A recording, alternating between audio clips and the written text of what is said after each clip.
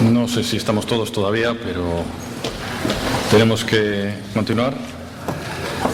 Y lo vamos a hacer de la mano de Ramón Maguregui, de la Comisión de Investigación de Accidentes e Incidentes Marítimos, que va a abordar la cuestión de del análisis de accidentes marítimos en este sector, en el sector pesquero. Muy buenos días. Muy buenos días a todos. Gracias por venir. Vamos a ver. Pues nada, soy Ramón Maguregui, capitán de la Marina Mercante, capitán además por esta escuela. Veo a profesores míos por aquí que no veía hace mucho tiempo. Y actualmente pues soy funcionario de la Comisión de Investigación de Accidentes Marítimos en Madrid del Ministerio de Fomento. Al plantearme el contenido de la charla, en un principio pues había visto experiencias anteriores.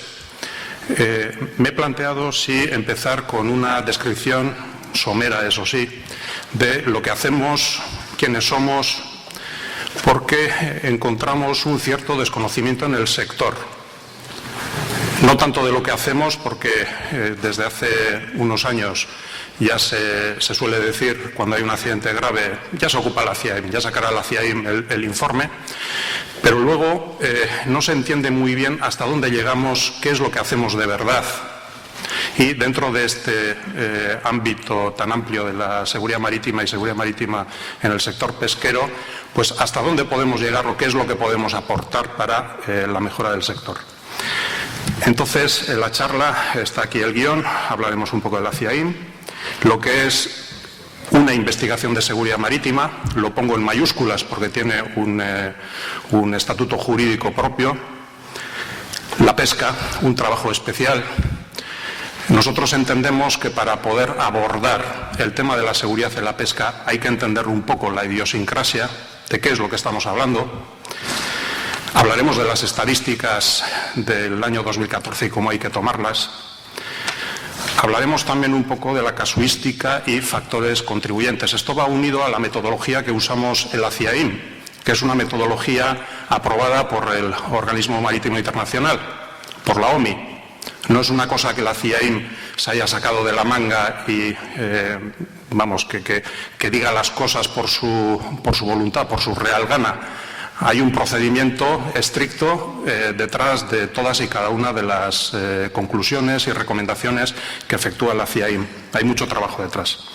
Y luego, al final, mirando al futuro, cosas que los técnicos de la CIAIM vemos problemáticos en el sector y cómo se pueden encarar de cara al futuro.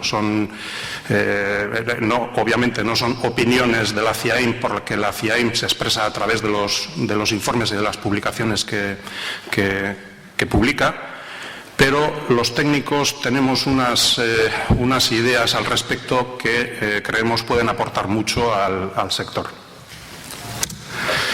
¿Quiénes somos? ¿Qué hacemos? ¿Y hasta dónde llegamos? Vamos a ver.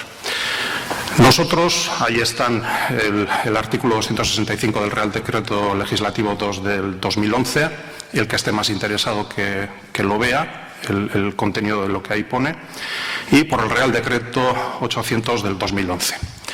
Básicamente, ¿qué es lo que dicen estos contenidos? Bien, dicen que la CIAIM se constituye en un órgano colegiado.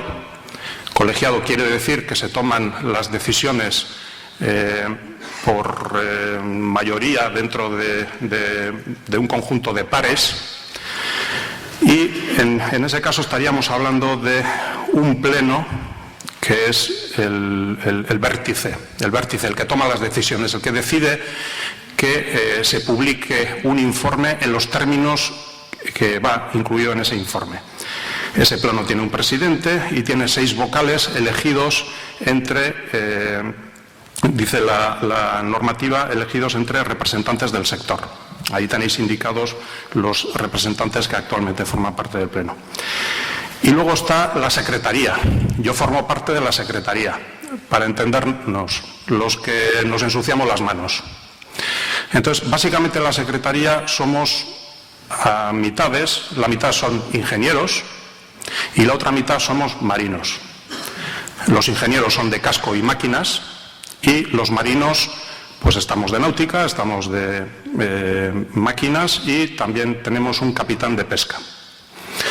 Entonces, digamos que a nosotros no nos es ajeno el sector, venimos del sector, ¿de acuerdo? Venimos del sector, entendemos el sector y de alguna manera nos preocupa también el sector.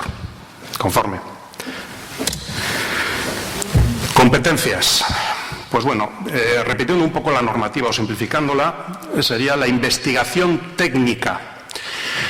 Investigación técnica es muy importante. Nosotros las investigaciones que hacemos no buscamos responsabilidades, o sea, no vamos preguntando a la gente cuando nos presentamos en un escenario, oiga, ¿ha hundido usted el barco? O sea, eso es puede resultar una obviedad, pero parece ser, a la vista de las reacciones que se suelen producir en algunos medios de prensa o en algunos medios de comunicación o en algunas manifestaciones, parece como que si en un informe emitido por nosotros no aparece claramente el culpable del accidente, parece como que el informe es fallido. Y yo creo que el que más o menos conozca bien intensamente el sector este o cualquier otro, el marítimo, verá que normalmente no suele haber un culpable. Las cosas nunca suelen ser sencillas. Nunca. Vamos a dejar un 99% de casos en que, o vamos, un 1% de casos en los que sí, efectivamente hay un culpable claro. El 99% restante de los accidentes son siempre consecuencia de muchos factores. Muchas cosas han tenido que pasar para que se haya perdido un barco o se haya perdido una vida humana o se haya producido un accidente grave en un barco. Ahí, dentro de las competencias, pues nosotros intervenimos en los buques civiles de bandera española, excluido recreo, y los barcos de madera de construcción primitiva. Quiere decirse que los chinchorros de 4 metros de vaquio sí entran dentro de nuestro ámbito competencial, los que no son de construcción primitiva. ¿De acuerdo? Que afecten a los buques civiles extranjeros y se produzcan en el mar territorial. Todo barco inglés, holandés, de Islas Caimán, cualquiera que tenga un percance en aguas territoriales españolas o dentro de un puerto, es competencia nuestra. Ocurran fuera del mar territorial español y España tenga intereses de consideración. Este es un concepto importante, intereses de consideración. Un ejemplo, el Costa Concordia. El Costa Concordia era un barco italiano que tuvo un accidente en Italia y cuya mayoría de fallecidos pues eran americanos, italianos, ingleses, tal. Pero había un muerto español.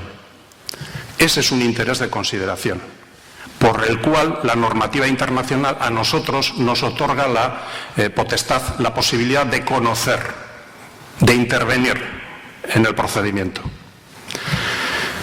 Y luego he puesto aquí una nota que, por normativa nacional, dado la importancia del sector pesquero, el legislador ha previsto que la CIAIN intervenga también en los accidentes de pesqueros de menos de 15 metros.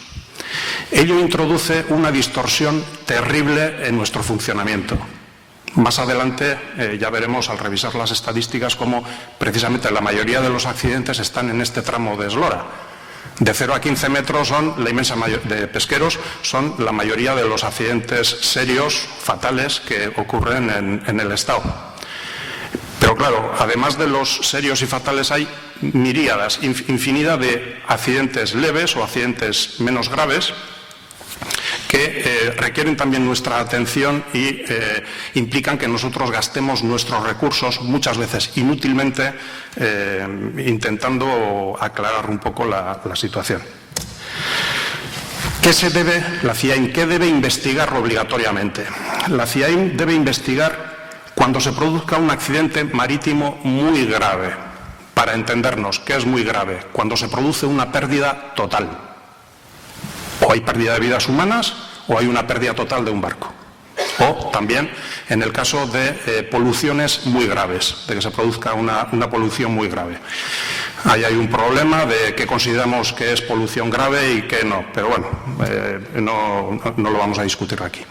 Luego también hay otro caso que es en aquellos casos de buques ro-ro y buques de, más que ro-ro, ropás y buques de alta velocidad, en los cuales hay una directiva europea que obliga a que los países miembros de la Unión Europea estudien en detalle los accidentes que acontezcan a estos barcos.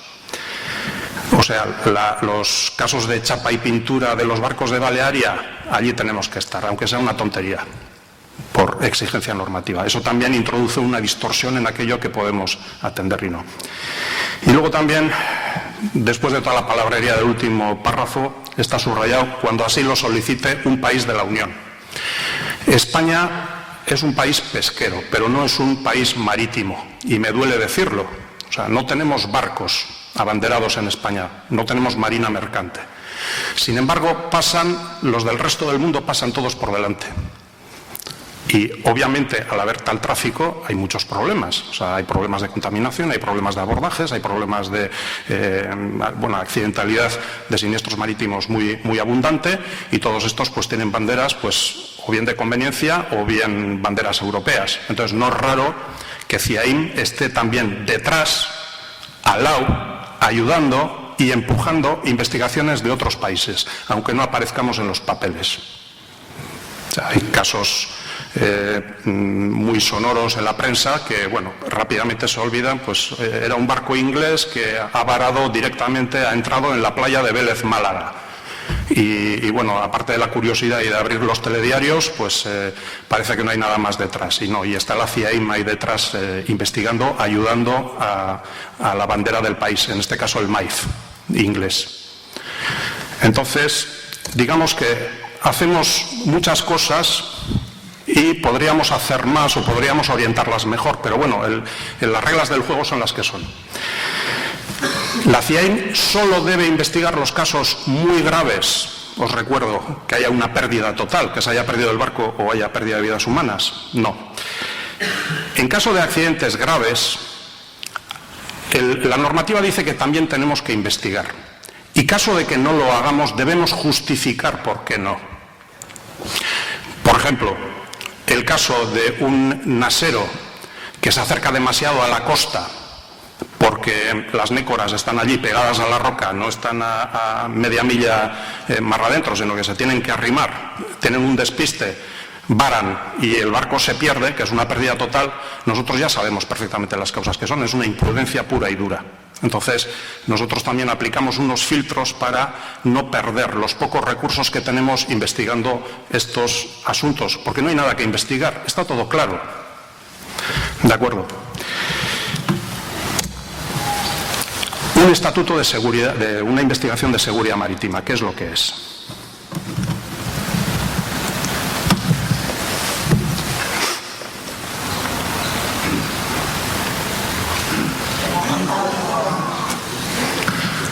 Bueno, os he puesto un caso que es paradigmático, que es para entender un poquito el terreno de juego en el que estamos trabajando. Esto se supone que es un escenario lo más controlado posible que nos podemos encontrar los profesionales marítimos. Incluyo la pesca, incluyo marina mercante. Se supone que es un campo de boyas, está la lancha de amarradores esperando que le den un cabo para llevar para amarrar a la boya. El petrolero, súper controlado. El práctico que tiene que ir a bordo, un excelente profesional. Los amarradores están hartos de hacer el mismo trabajo y en condiciones de seguridad. Pero hay algo que sale mal. Hay algo que sale mal.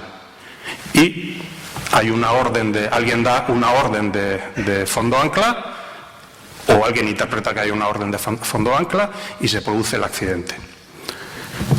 El hecho de que cumplamos todas las normas, de que adoptemos todas las medidas, el hecho de que lo tengamos todo perfectamente atado, no exime o no impide que los accidentes sucedan, que ese es un concepto que también tenemos que tener muy claro. Este es otro caso, que es el tricolor. Este fue un caso muy famoso en su día, algunos ya vamos cumpliendo años y a los más jóvenes no sonará de nada, pero este fue un caso de un ro-ro, me parece, que tras hundirse, bueno, tras una colisión se hundió en el estrecho de Dover, justo algunas de las aguas más transitadas del planeta. Quien haya navegado por ahí sabe que se radia continuamente cualquier incidencia que haya de tráfico en la zona. Pues nada, al día siguiente un barco colisionó con el barco que estaba ahí hundido y 15 días después hubo otra colisión. ¿Ahí qué es lo que pasaba? Porque se supone que los profesionales eran excelentes, los barcos que tuvieron estos problemas estaban bien mantenidos, estaban bien manejados por sus armadores, pero sin embargo sucedió el accidente. Entonces, lo que cobra importancia y lo que es común a todos estos problemas es la consideración del factor humano. No vamos a entrar en qué es lo que pasó en cada caso, porque ya en casa tenemos ejemplos sobrados de todo eso, pero queda claro que en todos estos tipos en todos los accidentes en realidad, es primordial, es importantísimo la consideración del factor humano. Esa gente podía estar muy bien preparada, podía estar muy bien mantenida, podía estar muy bien todo alrededor de ellos, pero ese día estaban cansados, tenían problemas familiares, igual no estaban bien pagados, igual había desidia, hay toda una serie de cosas que afectan a las personas y que también inciden en lo que es la siniestralidad. Definición de una investigación de seguridad marítima. Y esta es una definición, por mucho que venga en el Real Decreto, esto, y lo comento a los futuros colegas que estáis estudiando ahora, esto os lo vais a encontrar en el futuro en todas partes, porque es una norma internacional, es un convenio OMI. Investigación o proceso en relación con un accidente o incidente marítimo realizada con el objetivo de evitar en el futuro accidentes e incidentes marítimos. Este es un punto importante, por cuanto, volviendo un poco a la idea inicial de que nosotros no buscamos responsabilidades, no apuntamos con el dedo acusador, usted ha sido culpable, tal, viene de aquí, de que nuestro objetivo no es acusar a nadie, insisto, es buscar aquellos mimbres, aquellos ítems que nos permitan hacer un cesto que permita mejorar la seguridad marítima. Punto. Nada más.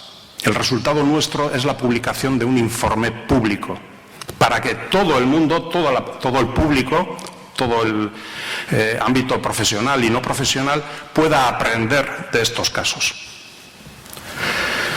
Corolario, la CIAIM no investiga todos los accidentes. No podemos, es imposible.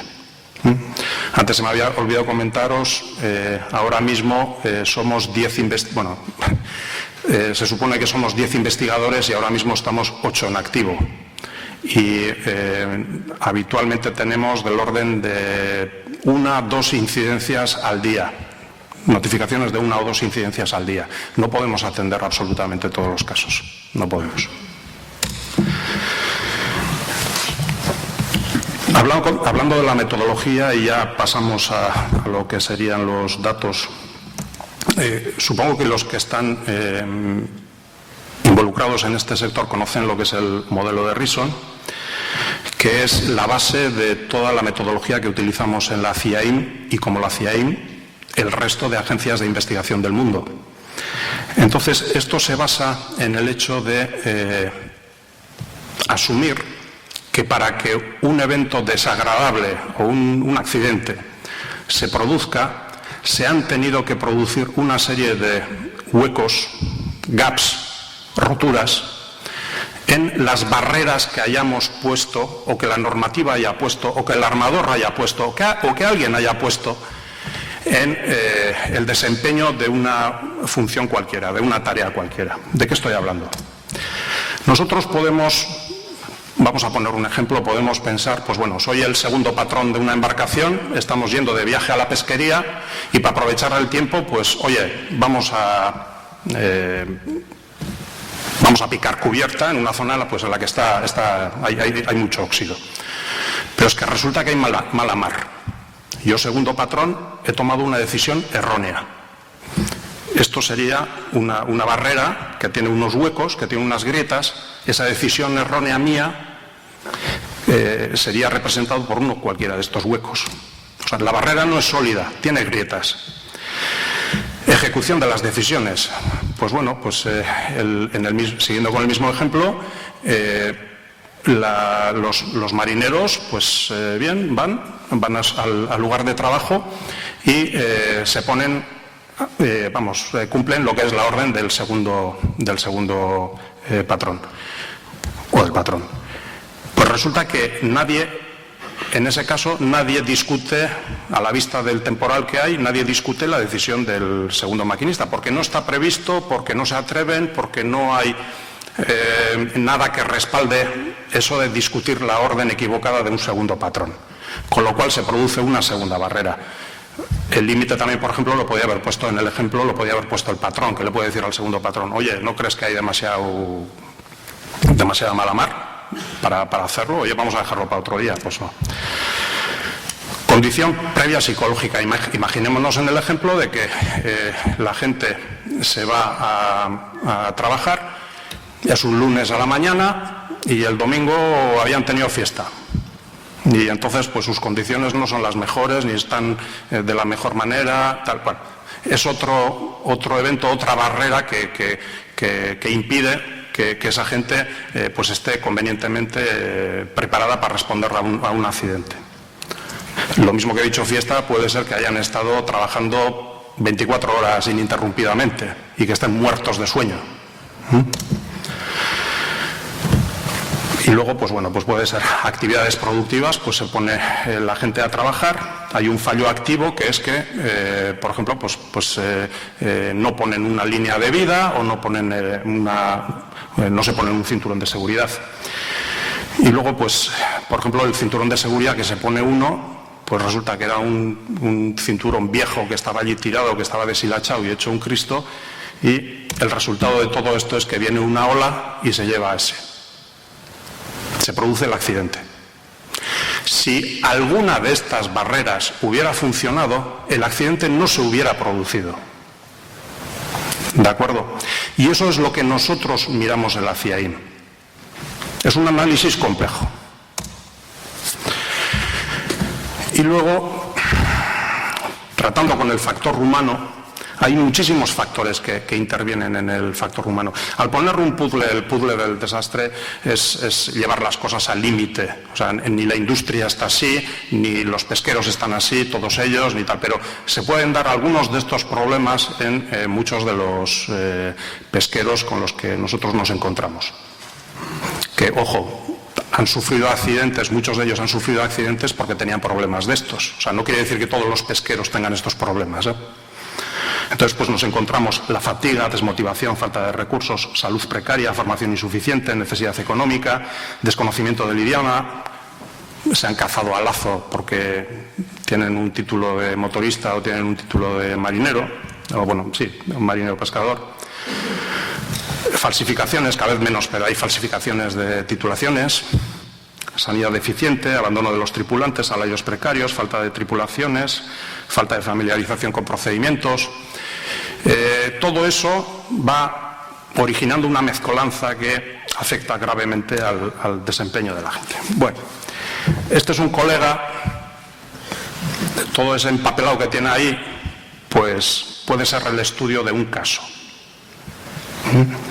Y esto es real. O sea, nosotros, cada piecita de papel de post-it que hay ahí puede suponer un factor, un evento, una declaración, algo que a nosotros nos hace tirar del hilo y seguir con la argumentación. Repito que es un proceso complejo.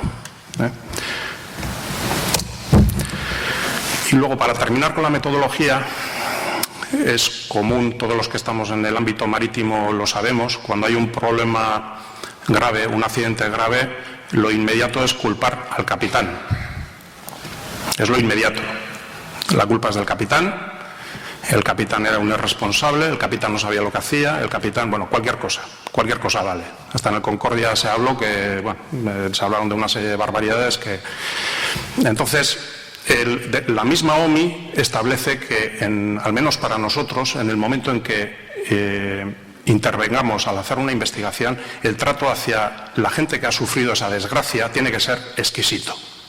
Tiene que haber un trato justo y tiene que haber, vamos, ser personas. Pesca, un mundo especial. Vamos a ver. Nosotros, o al menos los técnicos, pensamos que hay una serie de condicionantes dentro del mundo de la pesca que condicionan, dicho sea con redundancia, condicionan todo el problema de la siniestralidad y lo condicionan gravemente. Esto es una verdad de perogrullo. Los números tienen que salir. Los números tienen que salir. Entonces, claro, cuando sube el gasoil o las capturas no satisfacen los costes de la explotación del barco, lo primero que se resiente es la seguridad del mismo. No hay dinero para repuestos, no hay dinero para... se intenta contratar gente más barata. Bueno, hay infinidad de situaciones que no se nos escapan a nadie y eso tiene una implicación directa en lo que es la seguridad del barco.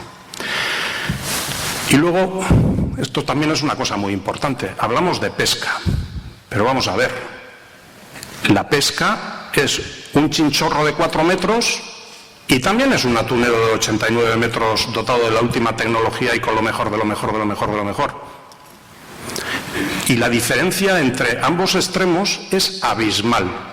Con lo cual es dificilísimo, no voy a decir imposible, es dificilísimo establecer unos parámetros generales que se puedan aplicar a todo el sector, a toda la industria. Luego el modelo de negocio, obviamente, la gente que viene de las mutuas de accidentes y demás y se aproximan a la pesca, pues esto no terminan de entenderlo bien. Eso de inseguridad, pues porque no sabes las capturas que vas a tener, no sabes si vas a poder negociar unos cupos, unas licencias el año que viene, no sabes, hay un montón de cosas que no sabes. Y la gente de tierra da por sentado todos esos eventos, los da por sentado.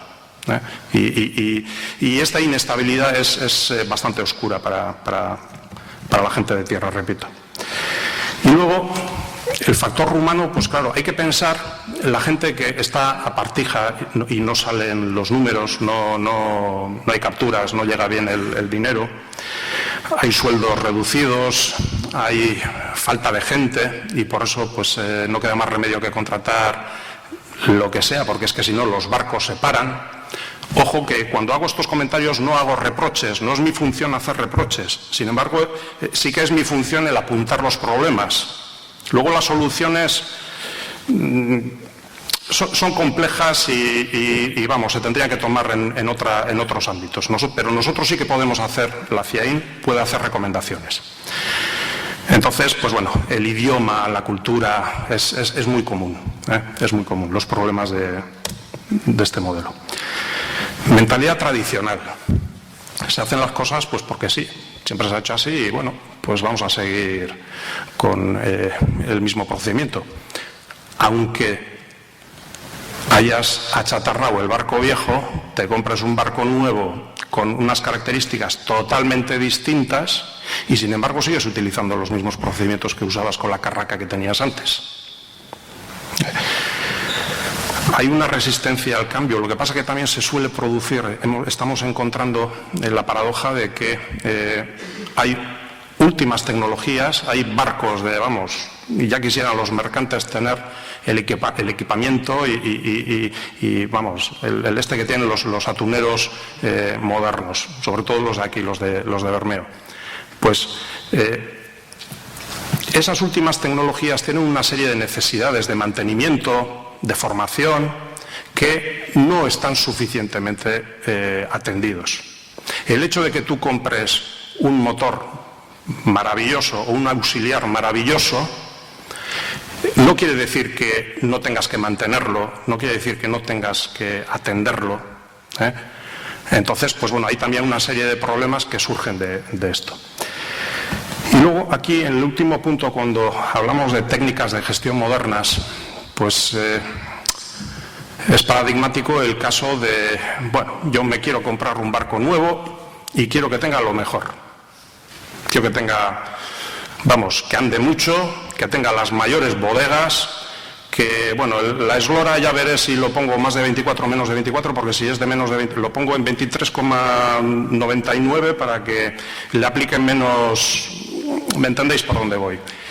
Entonces resulta que, por ejemplo, el arqueo no es eficaz, un patrón mira esas bodegas enormes y resulta que no puede cargar más que 5 toneladas, sin embargo, por volumen puede cargar 20 toneladas. Porque claro, ¿cómo va a ir a puerto con la bodega vacía, cargando solamente 5 toneladas? Entonces, hay una serie de disfunciones ahí que no están suficientemente bien adoptadas por algunos del sector, insisto. Trabajo duro. En el ámbito nuestro, el más duro que hay. En Euskadi no conozco minas, no sé cómo sea lo demás, pero esto es lo más duro que hay. Y aquí tenemos un problema. Sabemos, todo el mundo sabe que el principal problema es la fatiga. Es el elemento focal. Lo que pasa es que nosotros, en un accidente, en un evento de estos, preguntamos, pero vamos a ver, ¿cuánto tiempo ha dormido usted en las últimas 24 horas? Pues le mira al patrón, que igual es el armador, y sabe lo que tiene que decir. No, eché yo una siesta, pues no sé, sería 5 o 6 horas, sería... La situación podría ser cómica si es que no fuera trágica.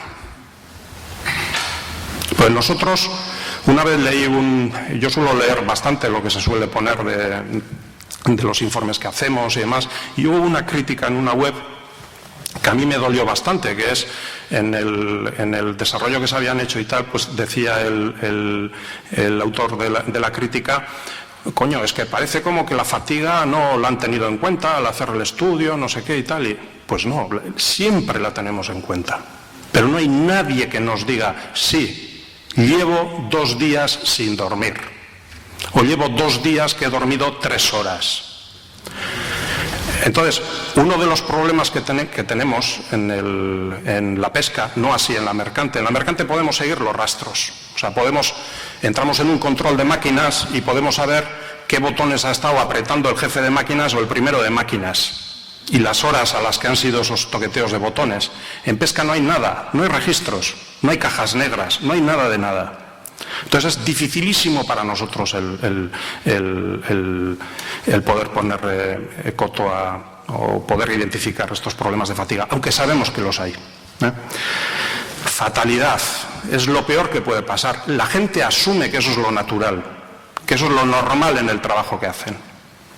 Lo cual ya te invalida todos los esfuerzos que se hagan hasta que no se consiga terminar con esta sensación, con esta fatalidad. Yo considero que van a ser baldíos, porque vamos, por un oído les van a entrar y por otro les van a salir. Desconfianza. Vamos a ver, la pesca es un sector sumamente regulado. Sobre todo en el aspecto económico, pues están, continuamente fiscalizados por, yo le llamo aquí, autoridades económicas, que es simplemente el tema de cupos, licencias, especies, tipo de especies y demás. Luego ya después van las capitanías a molestar a los pescadores cuando están en lo mejor de la descarga y luego llevan sin dormir X horas y vienen a molestarle los de capitanía a contar chalecos, pues en fin, se ponen así. Y luego pues los de riesgos laborales, que vamos a ver, como lo digo sin ofender, van un día y nunca más. Se supone que hacen una evaluación de riesgos y luego no pasa absolutamente nadie más por los barcos. Entonces, claro, llegamos nosotros y otros más. Son otros más, vamos a ver qué es cómo le ponemos el... Y bueno, ya una vez que cogen confianza, pues se empieza a hablar, empezamos a entender los problemas Tenemos que hacer muchas veces de psicólogos, entender la problemática que hay, pero el problema es que esta desconfianza lo que genera es como una reacción, una pared que se levanta ante cualquier esfuerzo que haga, en este caso la Administración, para mejorar su situación. Y no hay manera de romper esa desconfianza, es dificilísimo. En un caso nos sucedió en un accidente en Galicia, teníamos que entrevistar a dos patrones y los estuvimos esperando, quedamos con ellos y quedamos a las 7 era el puerto de Ribeira, en la lonja. Y los pesqueros, pues se difundió el rumor, nos vieron por allí, gente foránea, extranjera, con unas mochilas por ahí. ¡Jo! Estos son inspectores de la Xunta, se pensaron ellos.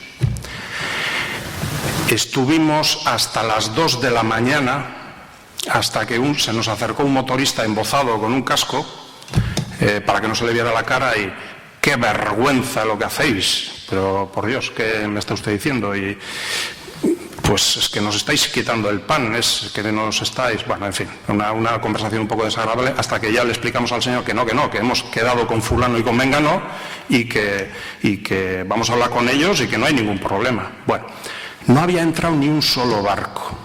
Estaban todos detrás del dique de abrigo del puerto de Ribeira, porque, claro, venían los de la Xunta a inspeccionar las bodegas. Entonces, ya una vez que se fue el embozado, llamó a quien tenía que llamar y entraron a las 2 de la mañana todos en fila dentro del puerto. Y pues eso, esa noche, con mucho sueño, pues pudimos hacer las entrevistas.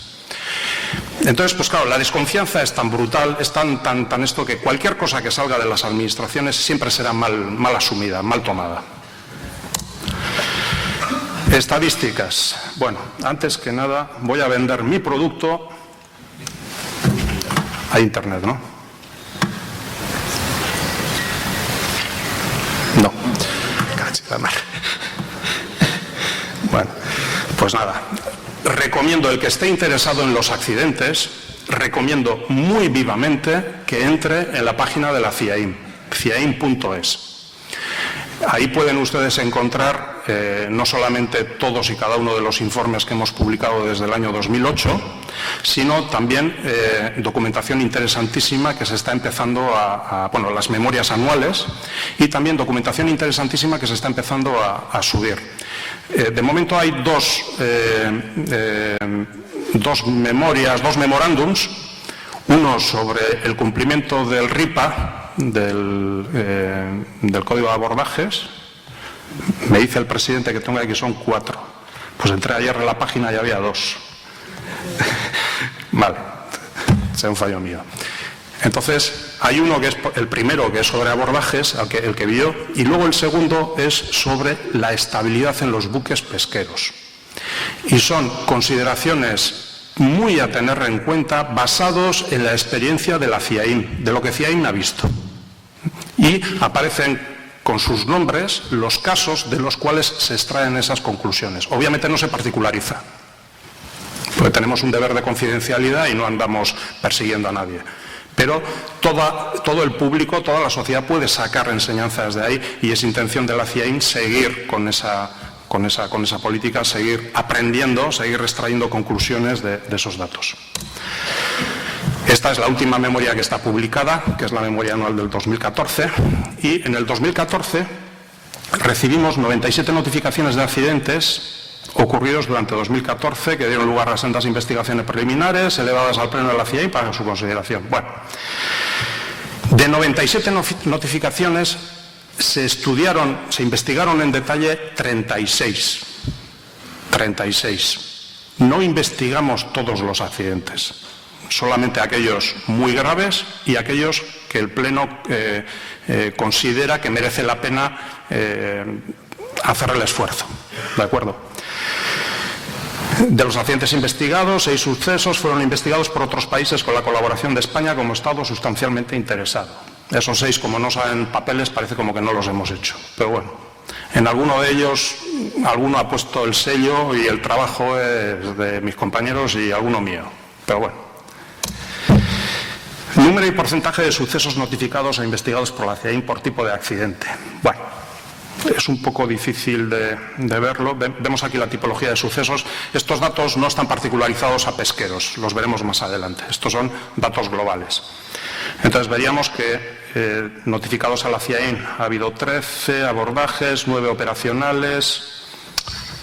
¿Alguien se cree que en el sector de la pesca solo ha habido 9 accidentes operacionales? Tenemos un problema gravísimo de notificación. A nosotros nos llega todo lo que ha pasado en el barco se queda en el barco. Si ha intervenido Sasemar, nos enteramos enseguida, y si ha intervenido Capitanía, también. Y el puerto depende del puerto. Hay puertos que sí y hay puertos que, en fin. Pero es muy difícil para nosotros, porque, insisto, nosotros no vamos con la porra obligando a la gente ni buscando que colaboren porque sí, por narices con nosotros, sino queremos que colaboren, ¿no? Que tal. Entonces, no nos avisan, no nos dicen, oiga, hemos tenido un fallecido por o atrapamiento con el cabirón. No nos avisan, no pasa nada. Trabajo sí que se entera gracias al sistema Delta, normalmente de todos estos accidentes operacionales, aunque tampoco todos. Que algún estudio he hecho yo por ahí por mi cuenta y bueno, hay unos bailes de cifras que bueno, que es una cosa, en fin. Todos más o menos tenemos unos problemas, ¿no?, para poder poner la etiqueta adecuada al problema. Bien, hubo 28 fallecidos, 8 desaparecidos y 6 heridos graves. Y de los sucesos notificados a CIAIN estuvieron implicados un total de 110 buques e embarcaciones. De ellos aproximadamente la mitad eran pesqueros. La mitad. Vamos a ver qué es lo que ha habido.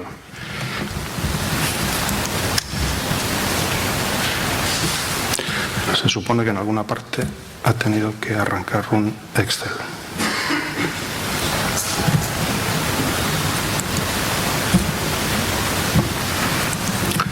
Y si no, pues lo abro.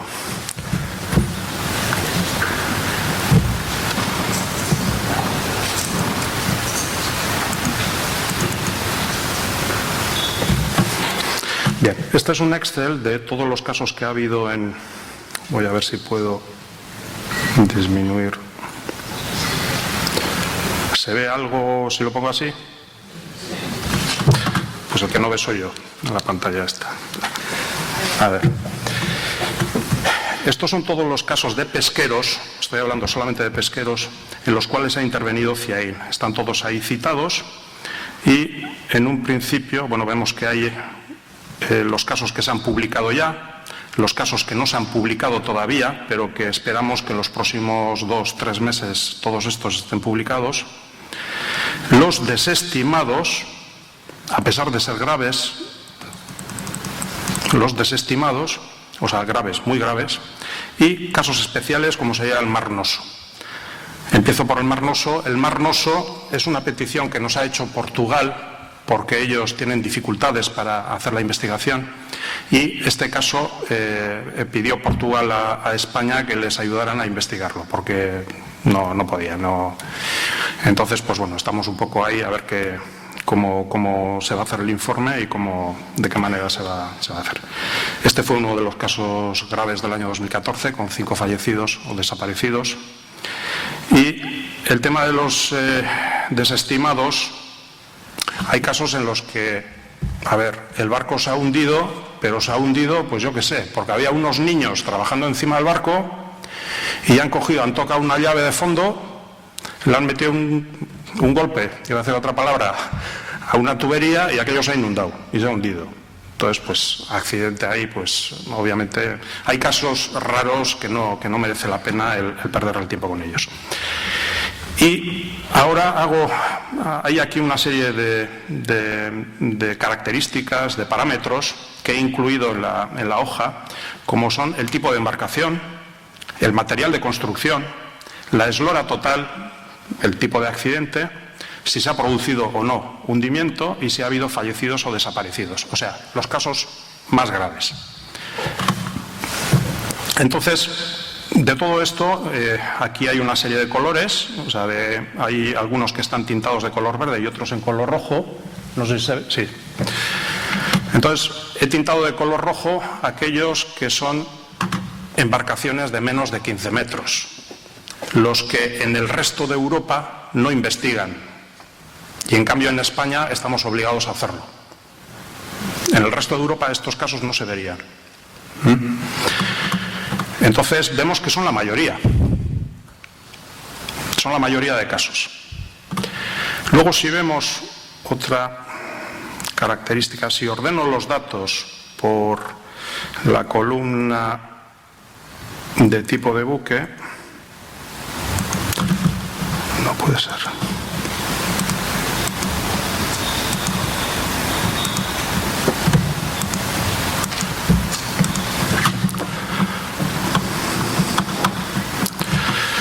Vemos que son los de artes menores, los pequeños, todos aquí en rojo, los más numerosos. Vemos que también hay muchos arrastreros. Estos ya no son menores, son los de los mayores de los accidentes. Y también son los arrastreros los que han tenido consecuencias más trágicas. Y luego, pues podemos ver también, si lo clasificamos, bueno, no hace falta que haga la clasificación, que son los de madera, son también legión, los barcos, las embarcaciones más antiguas, de construcción más antigua. Me dicen de ir cerrando. Y nada, tenía más cosas por aquí, pero bueno, ahí mirando para el futuro,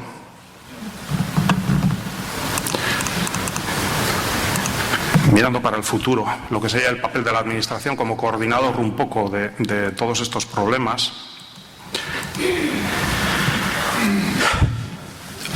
Una cosa es, como se ha visto en los últimos años, el papel de la Administración obligando a meter más equipos. Vamos a poner, no los chalecos de salvamento, vamos a poner los chalecos de trabajo, bien. Vamos a poner la radiobaliza personal, bien. Vamos a poner el invento este de Zara que tienen los gallegos, que tiene, venga, pues también, tal. ¿Qué problema hay? La gente no sabe usarlos. Hay muchísimos casos que nosotros hemos asistido, en los cuales no saben colocarse un chaleco adecuadamente, no saben disparar una radiobaliza. El patrón que está en el puente pendiente del radiogoniómetro, que tiene que localizar no sabe cómo se utiliza, no lo enciende, no sabe ni que existe. Y ese es un problema, tal y como pongo aquí. Hay una especie, perdón por capitanía, esto es una simplificación. O sea, capitanía hace muchísimas más cosas, aparte de contar los chalecos, como pone aquí, pero es un esfuerzo de esto. Además, porque tampoco pueden hacer mucho más. La normativa es la que es y se acabó. Entonces, está muy bien que los chalecos existan. Quien dice chalecos dice balsas salvavidas, dice trajes de supervivencia, dice 1000 cosas. Pero ¿están los chalecos en uso? Nos hemos encontrado ir a un barco y están los chalecos salvavidas metidos todavía en su bolsa, con el precinto puesto, y vamos a decir que están incluso hasta dentro de la bolsa del Decathlon con el ticket de compra dentro. Entonces, hay un divorcio entre los dos ámbitos, que eso lo detectamos nosotros al ir a bordo, y es un problema muy serio que afecta a la seguridad de los barcos. Y, bueno, eficacia de la formación recibida. Nos estamos encontrando con gente que tiene todos los títulos y todos los certificados del mundo y no son capaces de disparar un DSC. Un patrón que está en una emergencia tiene que pedir ayuda y no es capaz de darle al botón del DSC porque no sabe o no ha tenido el entrenamiento suficiente para poder hacerlo. Y eso no es ni un caso ni dos, son bastantes. O la radiobaliza, Cogerry. ¿Cómo se dispara esto? Y tienen el certificado. Y luego, esto supongo que todos los técnicos un poco en el ámbito estaremos todos de acuerdo, se debe acometer un desarrollo legislativo en cuanto a todos estos elementos que sí que están considerados en las empresas en tierra, pero no así en la mar. En la mar hay una, en todo lo que son normativa y reglamentación de máquinas, que dice que no se aplica a medios de transporte y se acabó. Y no hay normativa alternativa. Entonces, ¿qué es lo que aplicamos? Vamos por el 1215, es el Real Decreto de Seguridad de Máquinas, pero eso es una cosa demasiado ambigua, poco precisa y, bueno, cualquiera nos puede negar que eso pueda poder utilizarse. Y bueno, pues ya, como no hay más tiempo, pues nada, agradezco a Osalan la invitación y agradezco también su atención. Muchas gracias.